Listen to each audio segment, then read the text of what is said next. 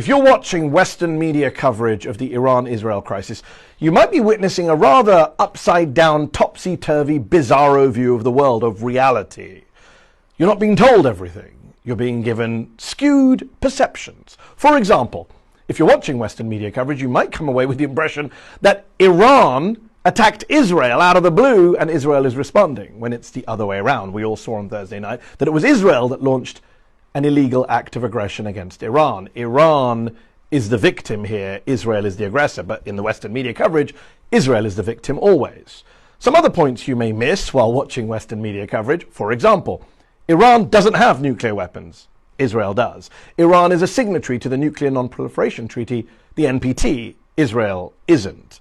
Iran has allowed IAEA inspectors into its country. Israel doesn't. It's a nuclear double standard that I raised with former Israeli Deputy Foreign Minister Danny Ayalon a few years back on my Al Jazeera English show Head to Head, in a clip that's recently gone viral again. How many nuclear weapons does Israel have? Because experts say it's anywhere between 80 and 400. So what? So what? Yeah, so what? Has Israel ever threatened? Do you recognize the hypocrisy of Israel having a secret illicit nuclear weapons program that it won't open up its doors to and won't talk about, and then lecturing everyone else in the region about nuclear weapons? Absolutely not. You know why? You talked about hypocrisy. Let me ask again. If an Iranian guest came on my show and I asked him about Iran's nuclear program, he said, I don't know, I'm not going to talk about it. Would you be okay with that? You'd be outraged. Of course I would. And yet you sit here as a former minister of the Israeli government saying, I don't know, never talked about nukes with anyone. Because there was like 16 United Nations Security Council resolutions against Iran. And there is against Israel. And there is against Israel as well.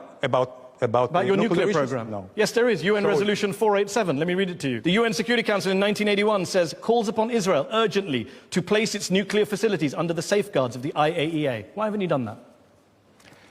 Because... There you have it, the nuclear double standard. Israel violates multiple UN Security Council resolutions when it comes to its own stockpile of nuclear weapons. And yet Western media interviewers, who have multiple Israelis on air all the time, never really ask about this, never really ask about Israel's nukes. Why? I get why Israel wants to maintain its policy of nuclear ambiguity, of not confirming or denying that it has nukes. But why does the US media, the UK media, the Canadian media, why do they all have to go along with it?